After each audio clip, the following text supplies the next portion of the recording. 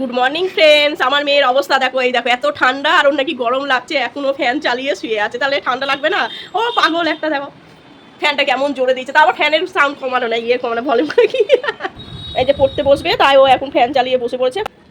তো আজকে রান্না বান্না হবে, এই যে ফুলকপি দিয়ে মাছের ঝোল করব, লঙ্কা নিয়ে এসছে, ডিম আছে, এখন ডিমের অমলেট দিয়ে সকালে ভাত খাওয়া হবে, ধনে পাতা বেগুন পোড়াবো আর টমেটো নিয়ে এসছে। আর এখানে দুটো দই আছে, একটা দই আমি খাবো, একটা দই মাম খাবে। এই যে মাছ আজকে তেলাপিয়া মাছ আছে আর বাটা মাছ আছে, এইগুলো দিয়ে ফুলকপি দিয়ে খুব কম মশলা দিয়ে আজকে ঝোল বানিয়ে দিয়েছি। ভাত হয়ে গেছে, তো যাই সব কাজ।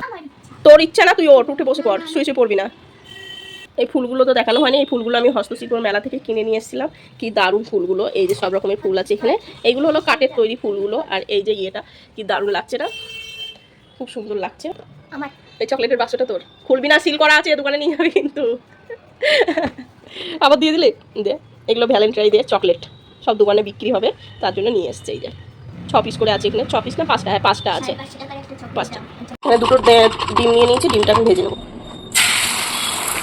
মাম সকালে কোয়াটার রুটি খেয়েছে, এখন ডিমের অমলেট বানিয়ে দেবে। ডিমগুলো রেখে দিই।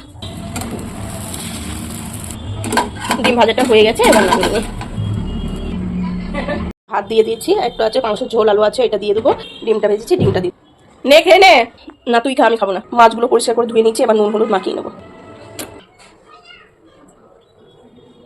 তেলটা অল্প হয়ে গেছে, একটু তেল ঢেলে নেবো। বাটা মাছ তেলাপিয়া মাছ কড়াই গরম হয়ে গেছে, কড়াইতে তেল দিয়ে দিচ্ছি। বেশি করে তেল দেবো একটু, মাছগুলো ভাজতে হবে। ফুলকপি আলু সব ভাজ, কপিগুলো কেটে ধুয়ে নেবো ভালো করে, লবণ জলে চুবিয়ে রেখেছিলাম, পোকা থাকলে পোকাগুলো বেরিয়ে।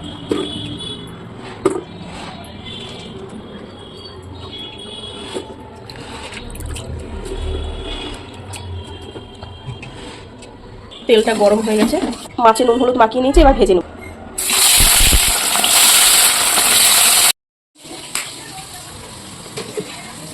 মশলাটা করে নেবো, মশলাটা করে নিই। এখানে নিয়েছি একটা পেঁয়াজ, একটু আদা, কটা কাঁচা লঙ্কা লাল লাল দেখে নিয়ে নিয়েছি। এবার বেটে সব দিয়ে দেবো মধ্যে। এখানে অল্প করে জিরে ধনে পিষে দিয়েছিলাম, এটাও দিয়ে দেবো। দিয়ে এবার একসাথে বেটে নেবো। মিষ্টিদের জন্য চাটা বানিয়ে দেবো। এগুলো ভাজা হয়ে গেছে, ওই তেলেতেই দিয়ে দেবো লবণ। এবার আলুগুলো ভেজে নেবো, দিয়ে দেবো, হলুদ সাথে মিশিয়ে নেবো। চাটা হয়ে গেছে, শুধু ফুটে পড়ে যাচ্ছে, এবার ঢেলে নেবো চাটা। এবার চাটা দিয়ে আছে মিষ্টি দিতে। আলুগুলো ভাজা হয়ে গেছে, এবার কপিগুলো ভেজে নেবো।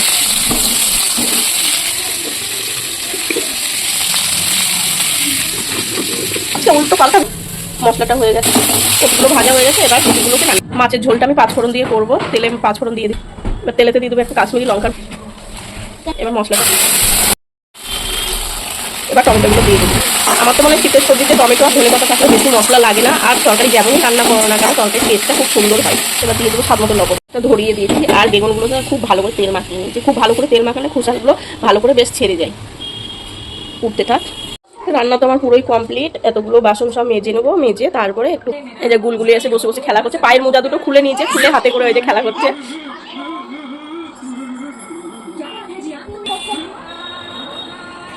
বাসন মাজা আমার কমপ্লিট, এবার ঘরটা মুছে গ্যাস মুছলাম, ভাত করলাম, মাছের ঝোলটা করে নিই। মাছগুলো এগুলো তুলে রেখেছি, নাহলে ওই আলু ফুলকপি তুলতে যাই মাছগুলো ভেঙে যাবে, একে ছোটো ছোটো কাঁটা গলায় যদি একবার বেঁধে যায়, ওই জন্য মাছগুলোতে আলাদা করে প্লেটের ঝোল থেকে তুল। আর এই যে বেগুন পোড়া করেছি, আজকে এই রান্না করলাম, বেশি কিছু করিনি। রাতের বেলাতেও বেগুন পোড়াবো আর রুটি করবো।